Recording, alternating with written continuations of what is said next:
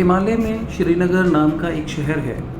आज से 50 वर्ष पहले यह बहुत ही छोटा सा शहर था। इसके आसपास बहुत ही सुंदर आध्यात्मिक स्थान थे जहाँ संत महात्मा रहा करते थे। उन दिनों ऐसे ही एक महापुरुष श्रीनगर के समीप निवास करते थे। मैं 2 वर्ष तक नियमित रूप से उनके सानिध्य में रहा।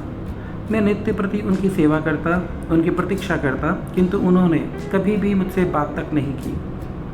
यहाँ तक कि आंखें भी बहुत कम खोलते थे। वे सदा ही मानो ध्यानमग्न रहा करते थे। इन स्वामी जी का नाम हरिओम था। एक दिन मैंने अपने गुरुदेव से कहा, मैं तो इन स्वामी जी से ऊब गया हूँ। इनके पास जाने का कोई अर्थ ही प्रतीत नहीं होता जब ये मुझसे बात ही नहीं करते, यहाँ तक कि मुझे देखते भी नहीं है। तो फिर इनके पास जाने का क्या अभिप्राय है? गुरुदेव बोले, ऐसा मत कहो, यह बहुत ही पहुँचे हुए एक महापुरुष हैं। तुम्हें इस बात का भान भी नहीं है, पर किंतु वो निश्चित ही तुम्हें नित्य प्राय देखते और तुम्हारा अवलोकन करते होंगे।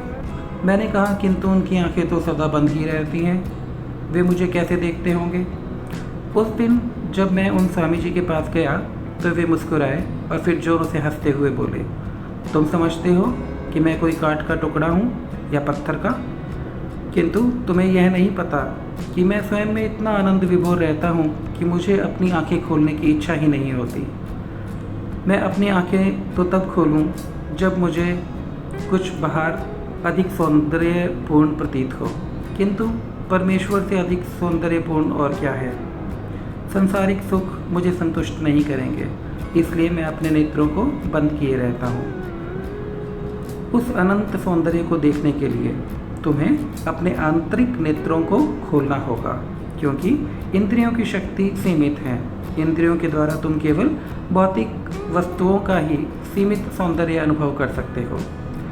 उनके इन सुंदर शब्दों से मुझे बहुत प्रेरणा मिली।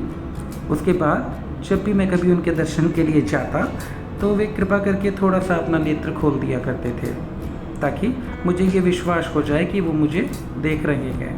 तो उनके नेत्र बहुत ही सुंदर, दिव्य एवं मादकतापूर्ण थे। कभी कभी जब स्वामी जी अपने आनंद में रहते तो गीता के अपने इस परम प्रिय श्लोक को गाया करते थे, या निशा सर्वभूतानां तस्याम जागृति संयमी। इसका अभिप्राय है कि जिस रात्रि में सामान्य लोग सोया करते हैं, उस रात्रि में योगी जागा करते हैं। फिर इस श्लोक की व्याख्या करते हुए वो बोलते, रात्रि का समय बहुत ही मूल्यवान होता है, किंतु उसकी कीमत केवल विरले लोग ही समझ पाते हैं। जो रात्रि की कीमत जानता है वही उसका सदुपयोग कर पाता है। रात्रि के 3 पहर लोग जागा करते हैं। 3 प्रकार के लोग रात्रि में जागा करते हैं। वे हैं योगी, भोगी एवं रोगी। योगी रात्रि में इसलिए जागता है कि वह ध्यान और भजन किया करे। जागते तो ये तीनों ही है, किंतु वास्तविक लाभ तो केवल योगी ही उठा पाता है। भोगी व्यक्ति क्षणिक विषयानंद की प्राप्ति कर पाता है और उस क्षणिक विषयानंद से थोड़ी देर के लिए तृप्त होकर अनंत पाप का भागी भी बनता है। फिर उसी तृप्ति को, उसी सुख को पाने के लिए बार बार भोग वृत्ति को अपने मन में स्थापित कर लेता है और अनंत जन्मों तक भटकता रहता है। किंतु योगी नित्य प्रति उस रात्रि को योग करता है। आनंद तो आता ही है, अपने जन्म जन्मांतर के कर्मों को भी नष्ट कर देता है। ये योग साधना एवं ध्यान धारणा से ही प्राप्त किया जा सकता है।